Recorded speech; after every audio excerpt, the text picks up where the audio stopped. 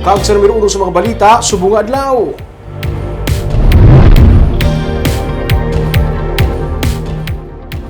Silay City Mayor Judith Gallego nagsiling nga hindi kinahanglan nga paidalom sa cholera outbreak ang bilog nga syudad sang Silay.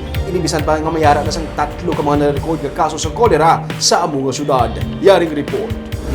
Magatubang sa tao nga posible may masakit. Usan ang malagpag ng usan sa mutual dayon. Magtulog sa mga muo nga mga Pagkabati sang 72 anyos nga si Minda Talavera nga may nagarekorida sa dalan, nagwa siya para magpamati. Pensar niya una, may bago na naman nga announcement angon sa COVID-19. Wala siya makahibalo kung ano ang balatian ng kolera pero pinaagi sa rekorida, nahang pa niya ang mensahe sa City Health Office ng Silay nga kinahanglan nga mangin matinlo sa pagpanggawi sa sulod sang balay. So muna naman na ilang ginapabalo na libot. Matagal sila yung mga ang imo pala nga surod balay nga Tinlo dapat. matinlo dapat ang imong gawion sa imong pagkaon. Oo, tubig. Tubig ya. Oo. Iway kani ko sa bumbay sa bakal kan tubig ya.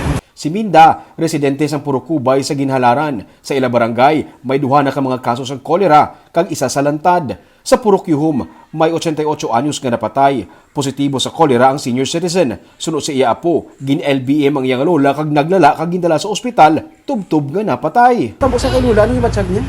Lupot lang ko sa. Sugod ang lupot, dason. Amo lang na. Lupot lang siya. Sa ospital. So, paano ginihimo ninyo para Nang sa mineral kami ga ano. tanan-tanan na panggawi na?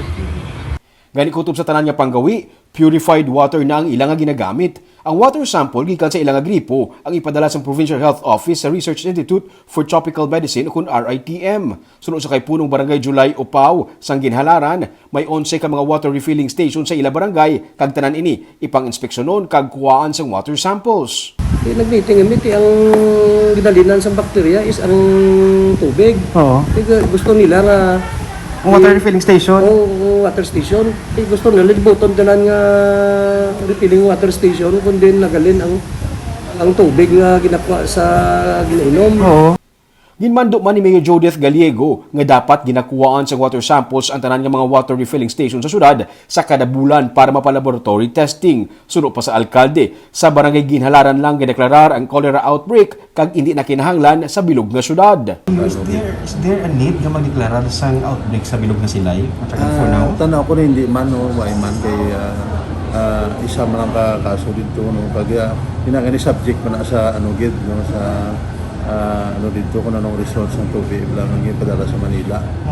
Kaya hindi makita kabalo no kasi hindi lang sa tubig kundi sa pagkaon no nagali ni natin nag-advise ko subong sa sila noon nga dapat maging matinlo ang paggawi. Matinlo nga paggawi ang panawagan sa alkalde kay masami sa mahigko nga ilimnon nga tubig kag bahigko nga pagkaon nagahalin ang kolera.